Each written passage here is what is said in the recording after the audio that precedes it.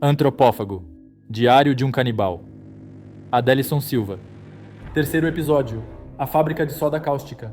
Existia próxima à cidade uma floresta chamada Moçaí. Ganhou esse nome por causa de John Moçaí, um grande fazendeiro torturador de escravos que tinha suas terras, onde hoje é a cidade de Braço Forte. Conta a história que John Moçaí levava os seus escravos fujões para a floresta e lá os torturavam diante dos demais escravos, para que eles aprendessem a lição. Há quem diz que, andando pela floresta, ainda é possível ouvir os gemidos dos negros e o arrastar de suas correntes. John foi pego em uma tocaia pelos próprios negros, sendo torturado, massacrado e deixado vivo pendurado de cabeça para baixo em uma árvore no meio da floresta. Dias depois, as autoridades daquele local foram atrás de John e ninguém achou nada, nem um vestígio de seu corpo. Reza a lenda que o fantasma de John Moçaí assombraria a floresta ainda hoje e todos os que se atrevem a entrar no coração daquele território desaparecem sem deixar pistas. Se o sumiço dos curiosos tem a ver ou não com John Moçaí, ninguém sabe, mas poucos se atrevem a conferir a veracidade da informação. O que essa história tem a ver comigo? Simples. A maluca da professora Maria da Soledade resolveu fazer um passeio em uma antiga fábrica de soda cáustica que, para o desespero de todos, se localizava nas extremidades da floresta Moçaí. Jéssica era uma menina negra, cabelos crespos e volumosos, olhos castanhos e arregalados. Ela estava de pé em frente ao ônibus, os braços cruzados sobre o peito, expressando sua firme determinação em não participar daquela excursão. Não vou para esse passeio, simples assim. Imagina, eu me enfiar em meio a uma floresta mal assombrada. A professora Maria, uma mulher de estatura média, cabelos grisalhos presos em um coque firme e óculos na ponta do nariz, mantinha-se ereta, as mãos na cintura, encarando Jéssica com uma mistura de autoridade e paciência. Seu olhar por cima dos óculos demonstrava a convicção. Esse passeio é de suma importância e quem não for vai ficar sem nota. Pois então me deixe sem nota. Prefiro ficar sem nota a me aventurar em um lugar mal assombrado. Letícia, ao lado de Jéssica, tentava acalmar os ânimos. Confesso que também tô com medo, Jéssica. Mas vamos todos juntos, não há o que temer. Você não tá entendendo, Letícia? Meu tio foi nessa floresta e nunca mais ninguém ouviu falar dele. Conheço várias pessoas que, assim como meu tio, se aventuraram e desapareceram. Isso é bobagem. O ônibus vai nos levar diretamente para a fábrica e vai nos trazer de volta para cá. Ninguém vai adentrar em meio à floresta. Eu tô fora, professora. Maria encolheu os ombros, resignada. Você que sabe, Jéssica, mas vai ficar sem nota. É claro que o passeio da professora não alegrou a maioria. Mas não tive medo algum. Eu sempre achei essa história uma babaquice. Tudo bem, não desprezo o fato de que o tal John tenha torturado os seus escravos. Muitos fidalgos da época faziam isso. E é natural também os escravos tê-lo matado como uma forma de vingança. Mas daí a achar que o seu fantasma esteja solto pela floresta torturando a quem nela entrar é demais, pura história da carotinha. Naquele momento tenso em frente ao ônibus, o que mais atormentava meus pensamentos era o que se passava na cabeça de Érica. Já não sabia mais como agir, tentava de todas as maneiras me aproximar dela, mas ela continuava a me evitar. Não era uma rejeição arrogante. Ela ainda me tratava bem, apenas preferia manter certa distância.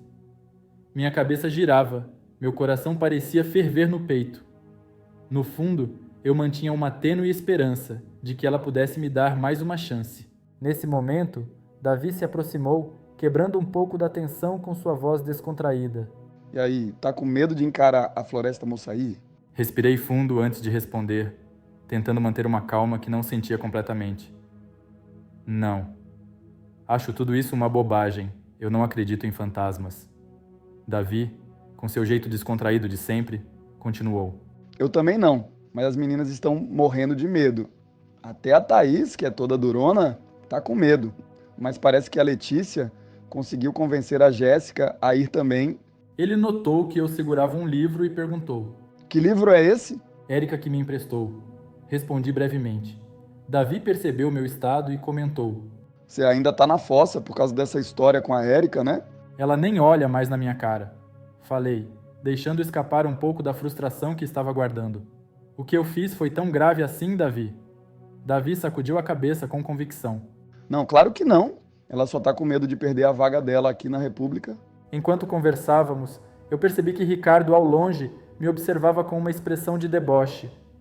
Uma onda de ódio percorreu meu peito ao vê-lo.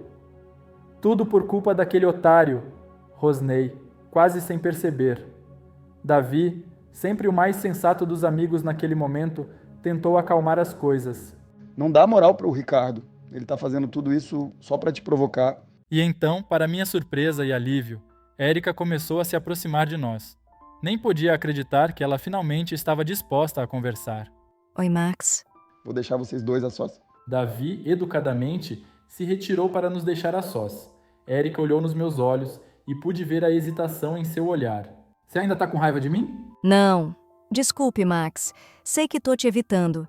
E sei que de alguma forma isso te machuca. O Davi me falou um pouco sobre as conversas que vocês costumam ter. Ele falou sobre nossas conversas, foi? Sim, sobre os sentimentos que você nutre por mim. Ela confirmou, desviando o olhar por um momento. Eu gosto muito de você, Érica. Desde o primeiro dia que te vi, eu me encantei. Confessei, sentindo o peso daquelas palavras. Érica suspirou, seus olhos encontrando os meus novamente. Olha, Max, eu também gosto muito de você, mas não dá para a gente continuar mantendo esse nosso romance. Eu errei em ficar alimentando esse seu sentimento. Eu não tive noção da proporção que tudo isso estava tomando. Fui egoísta e não me dei conta de que tudo isso poderia te machucar. Me desculpe, Max, mas entre a gente não haverá mais nada além de amizade.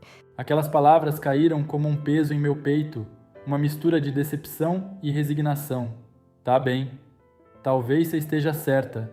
Seremos apenas amigos. Amigos? Se tem uma coisa que dói, é quando a pessoa que você ama diz que quer ser apenas sua amiga.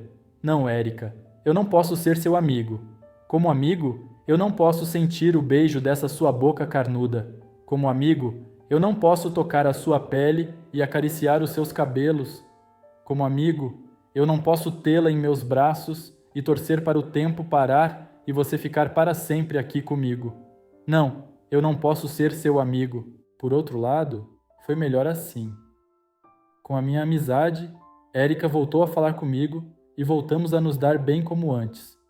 Ela brincava e me olhava de lado com um sorriso no canto dos lábios, como se dissesse: que bom que estamos bem. Enquanto lidava com os remanescentes resquícios dos meus sentimentos por Érica, a professora Maria da Soledad ficou animada na porta do ônibus, organizando a entrada dos alunos. Vamos todos entrar no ônibus que já está na hora. Anotem tudo o que vocês puderem, pois irei cobrar. Irei pedir um trabalho para ser apresentado sobre como funciona essa fábrica. Ou melhor, como funcionava, já que ela está desativada. Jéssica questionou ainda amedrontada. Sério mesmo isso? Vou ter que entrar nesse ônibus? Letícia, com um tom de súplica, tentou acalmar os ânimos. Jéssica, por favor, não complica. Eu já tô aqui morrendo de medo e se ainda faz drama. Thaís acrescentou com um ar preocupado. Depois da história do tio da Jéssica que desapareceu, até eu já tô com medo.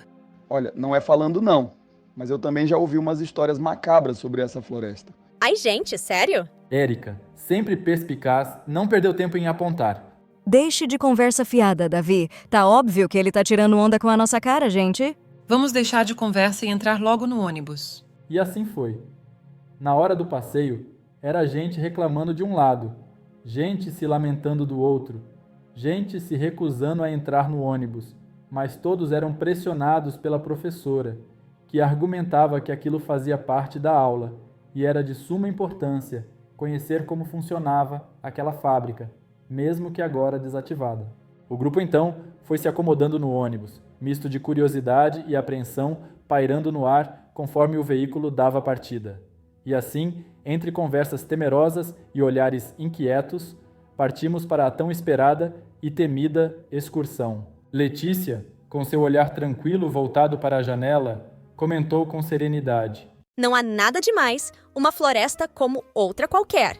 Jéssica, visivelmente inquieta, observou as árvores ao redor e murmurou. Essas árvores são gigantescas, bem assustadoras. Isso são eucaliptos, não há nada de assustador. também não viaja, né, Jéssica? Davi, com os olhos arregalados e uma expressão assombrada, interrompeu a conversa. Gente, vocês viram? Eu não vi nada. O que você viu, Davi? Para de graça. Tenho certeza que ele não viu nada. Davi, ainda visivelmente abalado, mostrou suas mãos trêmulas. Cara, olha pra mim, tô tremendo até agora. Pelo amor de Deus, Davi. O que você viu? Eu vi um vulto ali em meio aos pés dos eucaliptos. Um homem O branco. meu tio era branco. Esse homem tinha mais ou menos 1,80 m, barba ruiva, usava um chapéu na cabeça. Você tá falando sério, Davi? Eu juro. E digo mais, ele segurava um chicote com umas lanças cabulosas na ponta. Ah, não, gente, não quero ir mais não. Pare esse ônibus, eu quero descer. Davi, com deboche, questionou. Tem certeza que você quer descer? Não, eu quero voltar. Volte esse ônibus. A professora Maria, irritada com a confusão, interveio enérgica. Silêncio, gente. Olha essa algazarra aí. Davi, chega! Enquanto as garotas gritavam, pedindo para Davi parar, eu observava a cena de longe, divertido com a forma como as meninas estavam amedrontadas com a história que ele contava. Ao olhar para trás, avistei Érica isolada no fundo do ônibus, seus olhos fixos no lado de fora, como se buscasse respostas nas sombras das árvores que passavam rapidamente. Por um instante, hesitei, mas criei coragem e fui até ela. Se era amizade o que ela tinha a me oferecer, eu abusaria disso. Ao me sentar ao lado de Érica, a respiração parecia presa em minha garganta, os nervos me fazendo tremer ligeiramente. Busquei iniciar a conversa com algo leve, tentando quebrar a tensão que pairava sobre nós. O que foi? Não tá acreditando nas histórias de Davi, tá? Perguntei tentando descontrair o clima. Érica virou-se para mim, seus olhos carregando uma expressão que eu não conseguia decifrar de imediato. Não, eu nem prestei muita atenção. Estava aqui com os meus pensamentos longe. Eu trouxe o seu livro. Apontei para o livro em minhas mãos. Gostou? Gostei sim. Acho que no fundo consigo compreender Hannibal. Depois te empresto os outros que tenho do mesmo autor. Ela ofereceu pegando o livro e levantando-se. Então tá, vou lá conferir a veracidade dessas histórias horripilantes do Davi. Disse, saindo sem olhar para trás, deixando-me com mais perguntas do que respostas. Fiquei ali, observando-a se distanciar, perdido em um mar de pensamentos confusos. O que de tão grave eu fiz? Será que toda essa rejeição é só por conta da minha discussão com o Ricardo? Falando em Ricardo, não demorou muito para ele vir me provocar, assim que me viu sozinho, no fundo do ônibus, como se fosse um predador à espera de sua presa. Ainda tá correndo atrás da Érica? Desista, Max. Ela apenas fez uma caridade quando ficou contigo. Não me enche o saco, Ricardo. Não se toca? Érica também não quer nada contigo. Ele sorriu de forma arrogante, como se estivesse prestes a contar a melhor piada do mundo para os amigos ao redor. Olha isso, meninos. Então você não sabe? Não sei, o quê? Beto, um dos amigos de Ricardo, se intrometeu. Conta aí, então. Ele precisa saber da novidade. Ricardo olhou para mim com um sorriso malicioso antes de soltar sua novidade. Entre Érica e eu rolou muito mais do que um simples beijo. Posso te garantir uma coisa, ela é quente. Aquelas palavras atingiram como um soco no estômago. Não queria acreditar, mas a forma como Érica vinha se distanciando ultimamente, somada às atitudes de Ricardo, começaram a fazer sentido.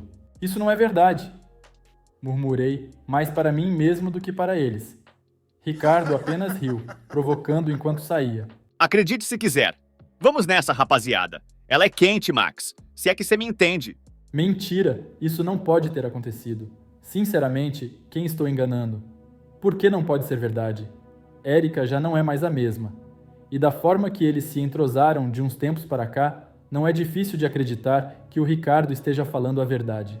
Meu peito apertava, inundado por uma mistura de desespero e ódio.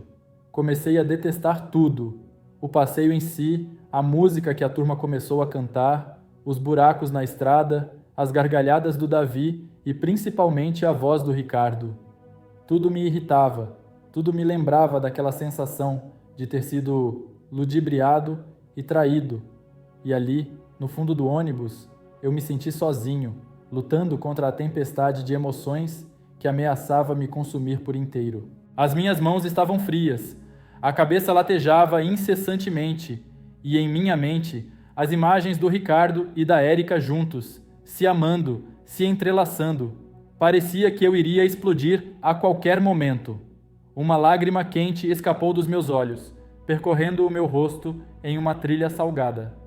Acalmei-me apenas um pouco, quando ouvi a voz da professora, anunciando que havíamos chegado ao nosso destino.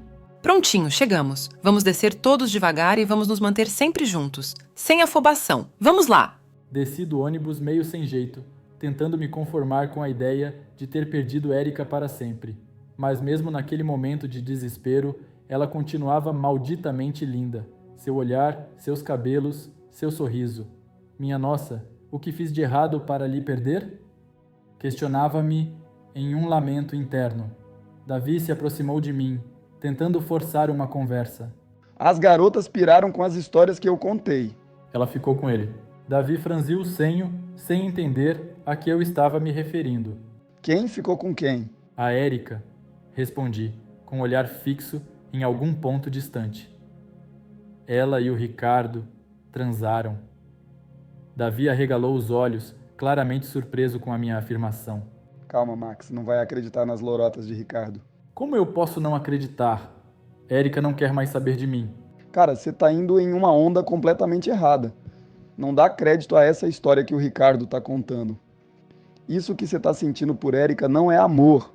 É uma obsessão que já tá te consumindo. E você não tá se dando conta disso. A nossa conversa foi interrompida quando a voz da professora nos chamou para iniciar a visita à fábrica. Gente, todo mundo aqui, por favor. Vamos prestar atenção.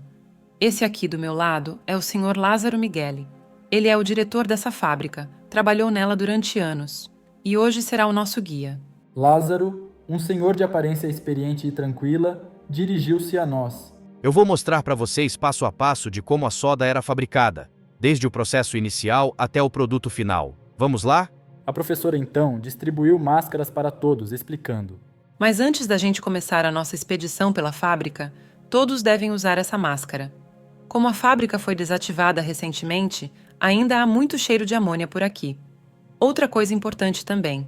Não toquem em nada, não podemos entrar em contato direto com o produto. Todos bem equipados?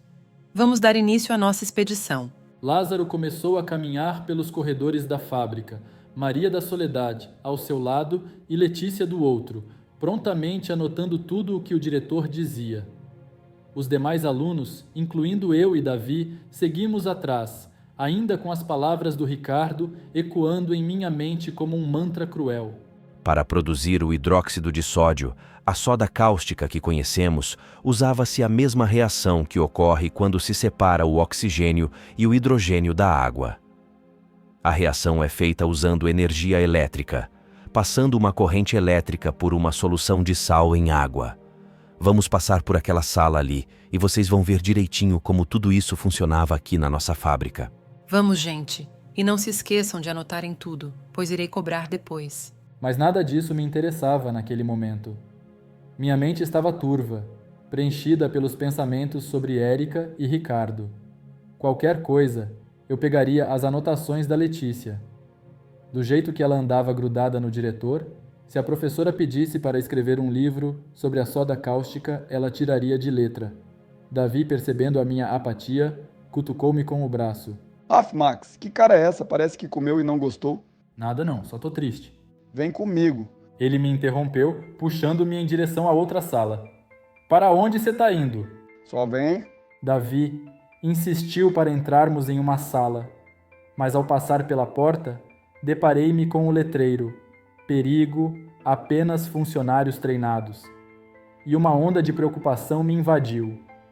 No fundo da sala, avistei outra porta que levava até um corredor, onde grandes canos de metal colorido passavam pelo teto. Davi adentrava pelos corredores, claramente procurando algo, e eu o seguia, preocupado com as possíveis consequências. Aonde estamos indo, Davi? Vem, Max. Eu quero pregar uma peça nas meninas. Elas vão levar um susto. O que você vai fazer? Não devíamos ter entrado aqui, exclamei, percebendo a insensatez da situação. Érica, que vinha logo atrás, interveio.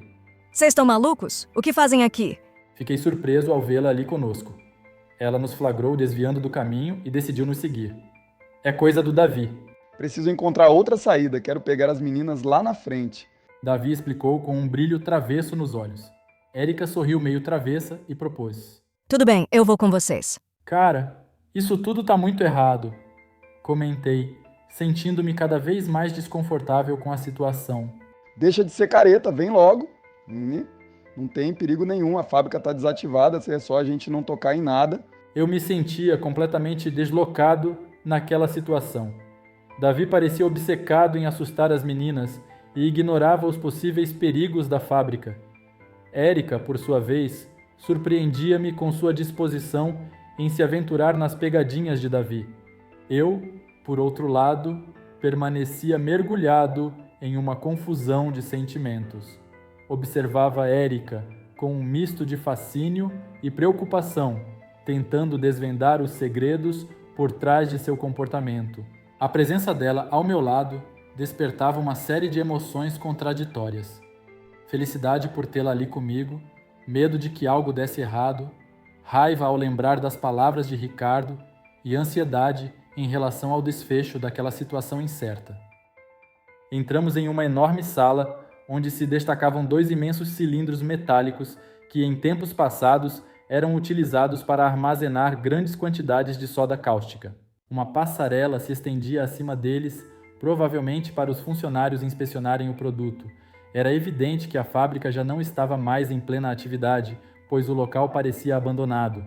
Davi, sem hesitar, decidiu subir na passarela, apesar dos nossos alertas sobre o risco que estávamos correndo.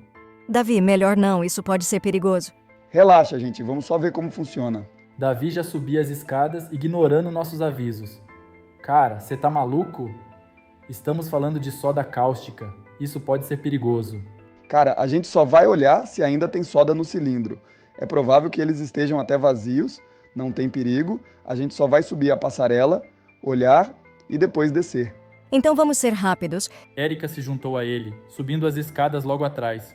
Vem, Max, deixa de ser frouxo. Sem muita escolha, subi também.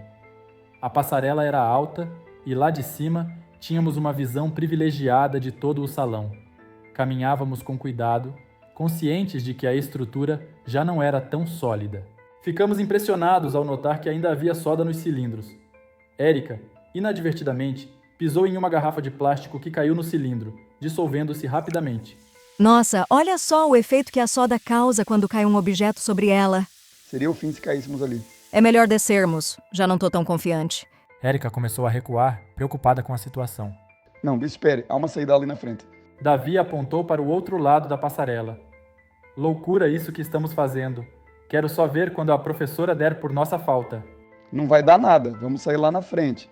Assim a gente pode ver melhor aquele outro cilindro ali. Eu já não sabia o que pensar. Por um lado, estava fascinado pela aventura, mas por outro, o medo da reação da professora e o perigo iminente da soda cáustica me deixavam apreensivo. O que aconteceria quando descobrissem nossa ausência?